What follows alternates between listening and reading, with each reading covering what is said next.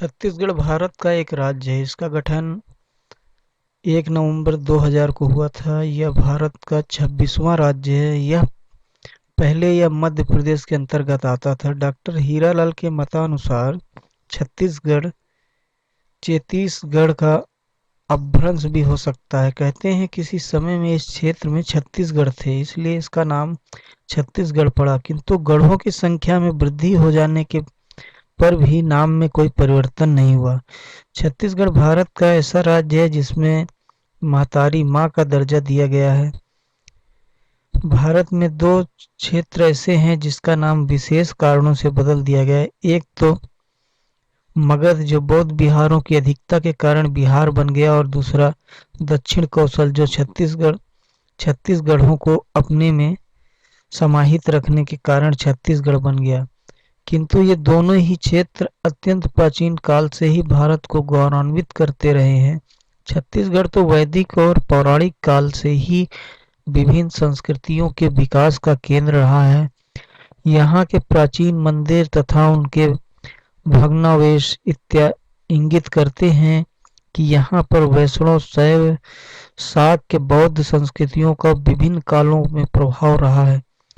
यह संसाधन संपन्न राज्य यह देश के लिए बिजली और इस्पात का एक स्रोत है, जिसका उत्पादन कुल स्टील का 15% है।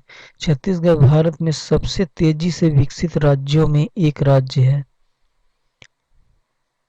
छत्तीसगढ़ एक प्राचीन नाम नहीं है। इसका नाम प्रचलन में 18वीं सदी के दौरान मराठा काल में शुरू हुआ। प्राचीन काल में छत्तीसगढ़ दक्षिण कौशल के नाम से जाना जाता था। सभी ऐतिहासिक शिलालेख, साहित्यिक और विदेशी यात्रियों के लेखों में इस क्षेत्र के दक्षिण कौशल कहा गया है। आधिकारिक दस्तावेज में छत्तीसगढ़ का प्रथम प्रयोग 1724 में हुआ था। छत्तीसगढ़ शब्द की व्युत्पत्ति को लेकर इतिहासकारों में कोई एक मत नहीं है। कुछ इतिहासकारों का मानना है कि कलचुरी काल में छत्तीसगढ़ आधिकारिक रूप में 36 गढ़ों में बटा था। यह गढ़ एक आधिकारिक इकाई थे, न कि किले या दुर्ग।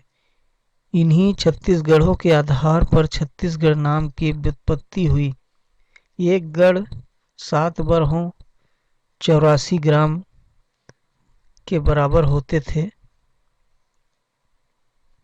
छत्तीसगढ़ प्राचीन काल के दक्षिण कौशल का एक हिस्सा है।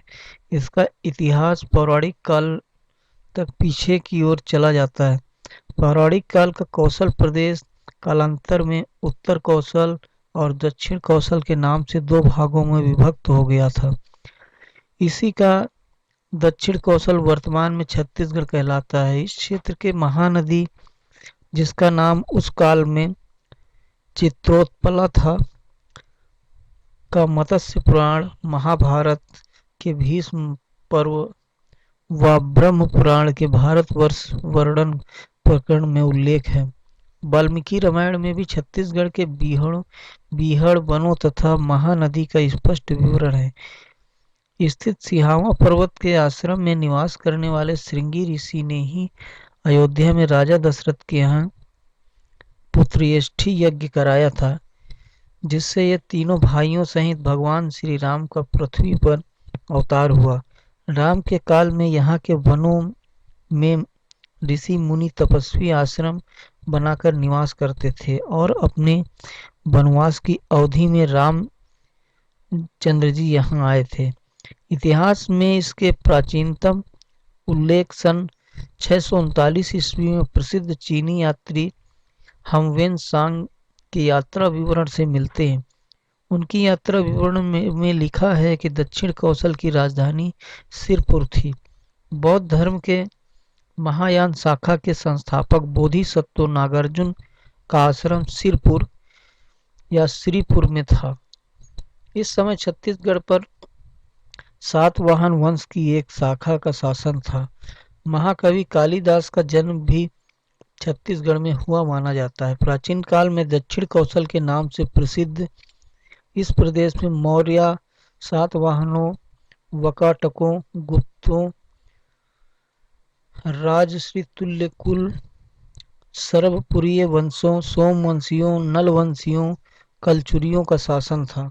छत्तीसगढ़ में क्षेत्रीय राजवंशों का शासन भी कई जगहों पर मौजूद था।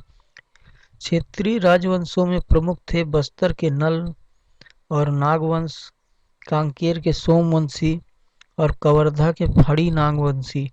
बिलासपुर जिले के पास स्थित कवर्धा रियायत में चौरा नाम का एक प्रसिद्ध मंदिर है जिसे लोग मंडवा महल भी कहते हैं। इस मंदिर में सन 1349 का एक शिलालेख है जिससे नागवंश के राजाओं की वंशावली दी गई है। नागवंश के राजा रामचंद्र ने यह लेख खुद खुदवाया था। इस वंश के प्रथम राजा यही राज कहे जाते हैं। भोरमदेव के क्षेत्र पर इस नागवंश का राजत्व 14वीं शताब्दी तक कायम रहा।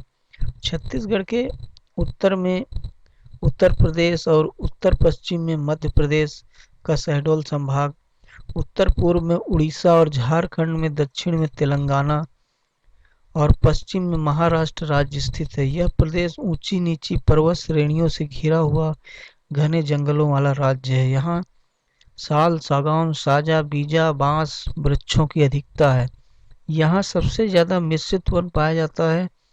सागौन की कुल उन्नत किस्म भी छत्तीसगढ़ के वनों में पाई जाती है।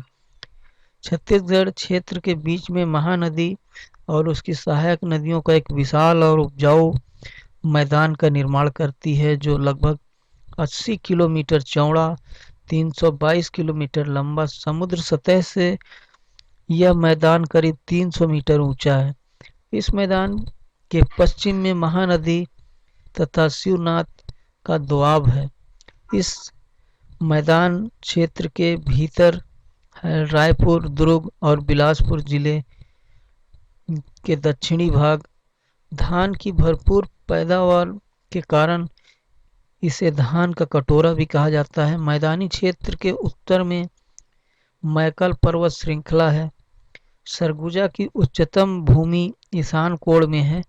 पूर्व में उड़ीसा की छोटी छोटी पहाड़ियां और आग्नेय में सिहावा और पर्वत श्रृंग हैं। दक्षिण में बस्तर की भी गिरिमालाओं से भरा हुआ है। छत्तीसगढ़ के 3 प्राकृतिक खंड हैं। उत्तर में सतपुड़ा, मध्य में महानदी और उसकी सहायक नदियों का मैदानी क्षेत्र और दक्षिण में बस्तर का पठार। राज्य की प्रमुख नदियां महानदी शिवनाथ, खारून, सोंढूर, अरपा, पैरी तथा इंद्रावती नदियां हैं।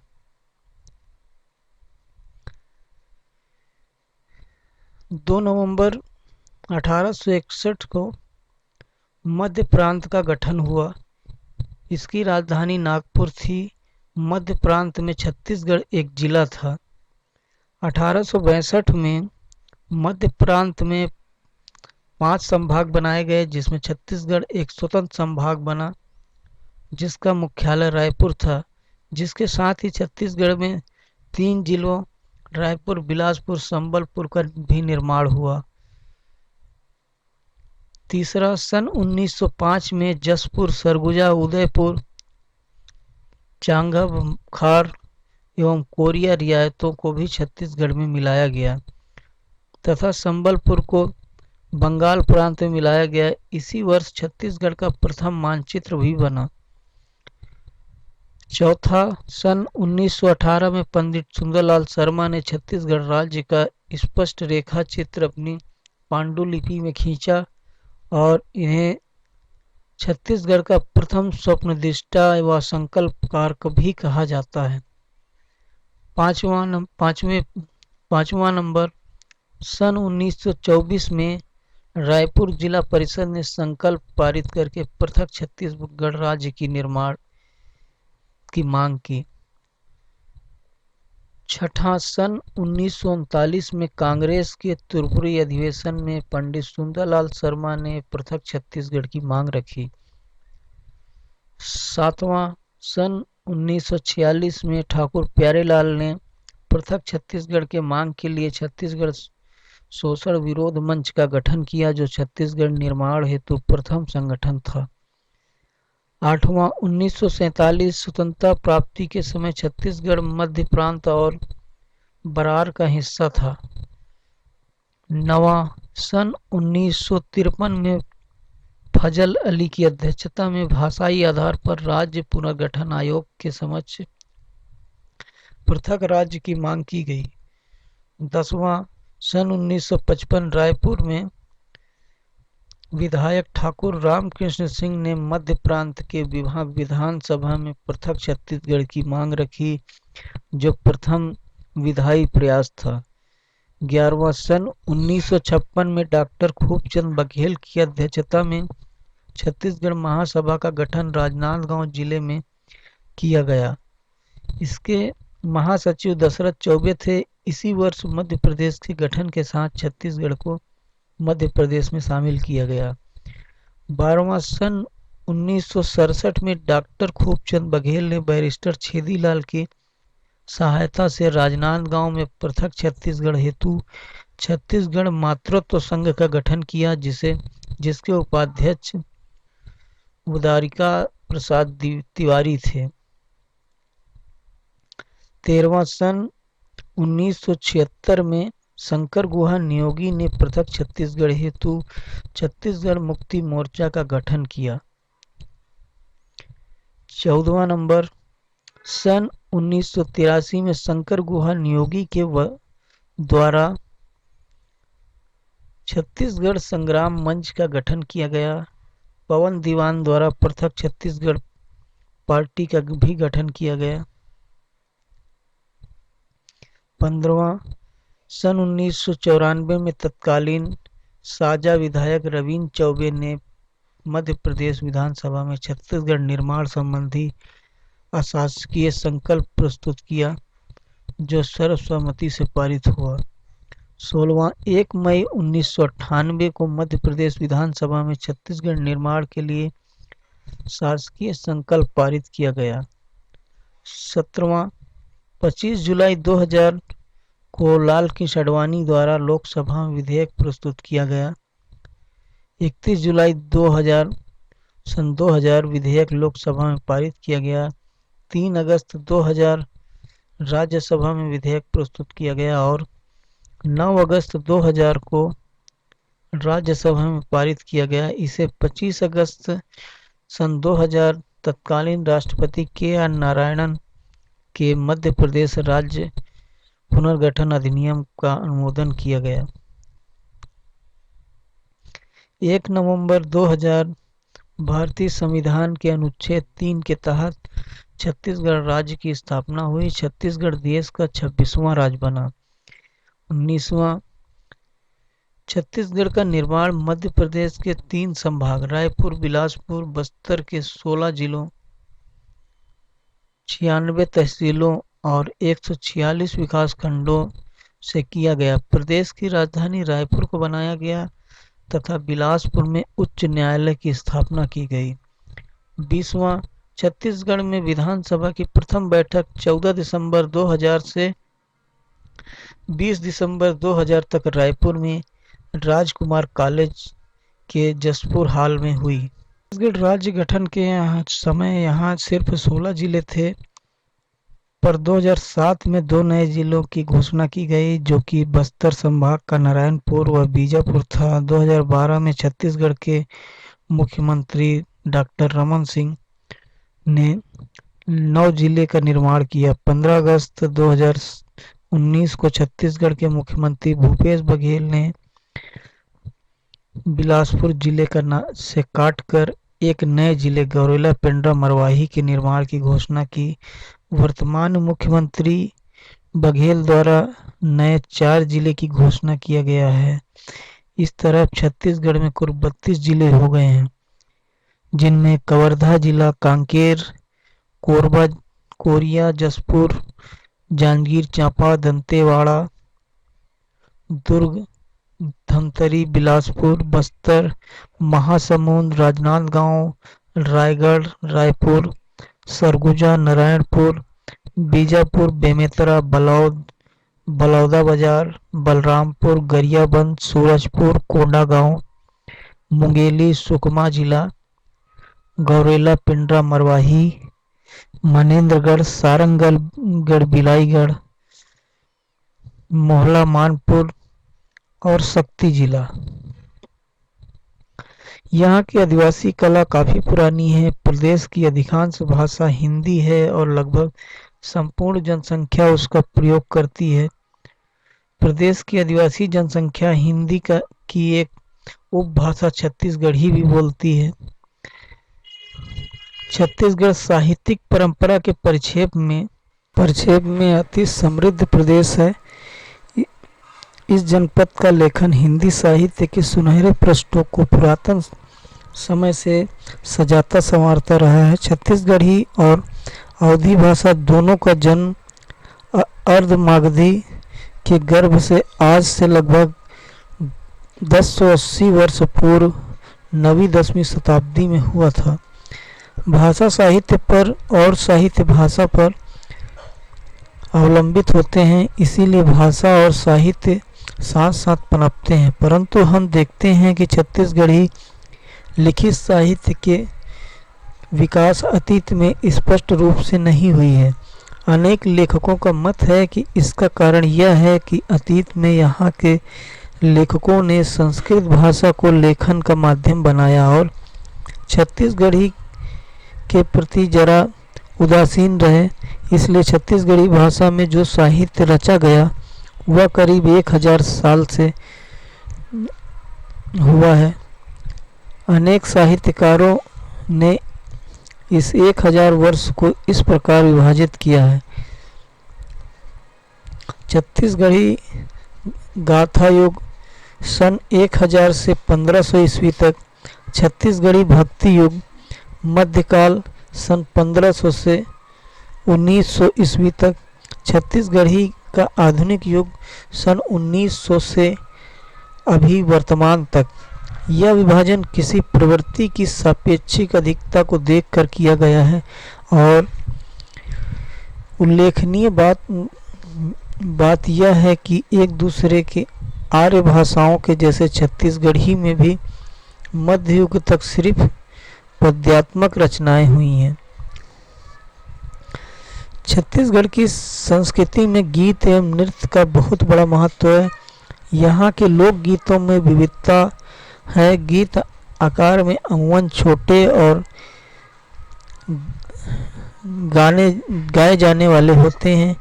गीतों का प्राण तत्व है भाव प्रवणता। छत्तीसगढ़ में प्रमुख और लोकप्रिय गीतों में से कुछ हैं भोजली, पंडवानी, जसगीत, भरथरी लोककथा, बांस गीत, गौरा गौरी गीत, सुआ गीत, देवार गीत, कर्मा, ददरिया, डंडा फाग, चनौनी, राउत गीत और पंथी गीत। इनमें से सुआ, कर्मा और डंडा व पंथी गीत नाच के साथ गाए जाते हैं। छत्तीसगढ़ी बाल खेलों में अटकन बटकन लोकप्रिय सामूहिक खेल है। इस खेल में बच्चे आंगन परछी में बैठकर गोलाकार घेरा बनाते हैं। घेरा बनाने के बाद जमीन पर हाथों से पंजे रख देते हैं। एक लड़का अगुआ के रूप में अपने दाहिने हाथ की तर्जनी उन पंजों पर बारी बारी से छुआता है और गीत की अंतिम अंगुली जिसकी हथेली पर समाप्त होती है वह अपनी हथेली सीधी कर लेता है। इस क्रम में जब सबकी हथेली सीधी हो जाती है तो अंतिम बच्चा गीत को आगे बढ़ाता है। इस गीत के बाद एक दूसरे के कान पकड़कर गीत गाते हैं। बालिकाओं द्वारा खेला जाने वाला फोगड़ी लोकप्रिय खेल है।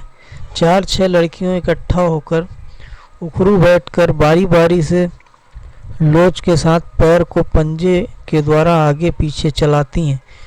थक कर या सांस भरने से जिस खिलाड़ी के पांव चलने रुक जाते हैं वह खेल से हट जाती है। लंगड़ी यह वृद्धि चातुर्य और चालाकी का खेल है। यह छू-छुअव्वल की भांति खेला जाता है। इसमें खिलाड़ी एड़ी मोड़ कर बैठ जाते हैं और हथेली घुटनों पर रख लेते हैं। जो बच्चा हाथ रखने में पीछे होता है बीच में उठकर कहता है खुडवा या कबड्डी। खुडवा पाली दर पाली कबड्डी की भांति खेला जाने वाला खेल है। दल बनाने के इसके नियम कबड्डी में भिन्न है, जो दो खिलाड़ी अगुआ बन जाते हैं। शेष खिलाड़ी जोड़ी में गुप्त नाम धरकर अगुआ खिलाड़ियों के पास जाते हैं। चटक जा कहने पर वे अपना गुप्त नाम बताते हैं।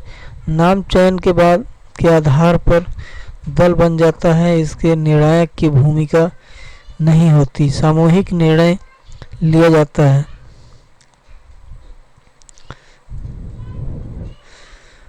डांडी पोहा। डांडी पोहा गोल घेरे में खेला जाने वाला स्पर्धात्मक खेल है। गली में या मैदानों में लकड़ी से गोल घेरा बना दिया जाता है। खिलाड़ी दल गोल घेरे के भीतर रहते हैं। एक खिलाड़ी गोले से बाहर रहता है। खिलाड़ियों के बीच लयबद्ध गीत होता है। गीत की समाप्ति पर बाहर की खिलाड़ी भीतर के खिलाड़ी के किसी लड़के के नाम लेकर पुकारता है। नाम बोलते ही शेष गोल घेरे से बाहर आ जाता है और संकेत के साथ बाहर और भीतर के खिलाड़ी एक दूसरे को अपनी ओर करने के लिए बल लगाते हैं। जो खींचने में सफल होता है वह जीतता है। अंतिम क्रम तक यह स्पर्धा चलती रहती है। यहाँ के मुख्य पर्यटन स्थलों में हसदेव नदी के चारों तरफ हरे भरे पहाड़ियों से घिरा जलमग्न सुंदर प्राकृतिक सौंदर्य से परिपूर्ण मिनी माता बांगो बांध का भराव वाला जगह है, जो कोरबा जिले के मड़ई गांव से 5 किलोमीटर की दूरी पर स्थित है। यहाँ नाविक रहते हैं जो जल विहार कराते हैं। दूसरा केंदई जलप्रपात कोरबा जिला मुख्यालय से 85 किलोमीटर की दूरी पर अंबिकापुर रोड पर स्थित है। इस पर सड़क मार्ग द्वारा पहुंचा जा सकता है। जलप्रपात के नीचे पर इंद्रधनुष की सुंदर चित्र बनती है, जो मनमोहक है, जिसे देखा जा सकता है तथा चारों ओर हरे भरे पहाड़ियों से घिरा हुआ है। गोल्डन आइलैंड केंदई ग्राम से 7 किलोमीटर दक्षिण में है, जहां तक सड़क मार्ग द्वारा पहुंचा जा सकता है, जो हसदेव नदी पर एक लैंड बना हुआ है, जहां नाविक भी रहते हैं और जो कभी भी जल विहार करा सकते हैं, जो बहुत ही आनंदमय जगह है। यहाँ पिकनिक स्पॉट भी है। अन्य पर्यटन स्थलों में राजिम, आरंग जो है मंदिर का शहर भी कहा जाता है। महामाया मंदिर रतनपुर बिलासपुर जिला है, जो कि खोटा घाट बांध ये बिलासपुर जिला में स्थित है। मरी माई मंदिर भनवार टंक, नवागढ़, श्वेतगंगा, चित्रकूट जलप्रपात, तीरथगढ़ जलप्रपात, इंद्रावती राष्ट्रीय उद्यान, कांगेर घाटी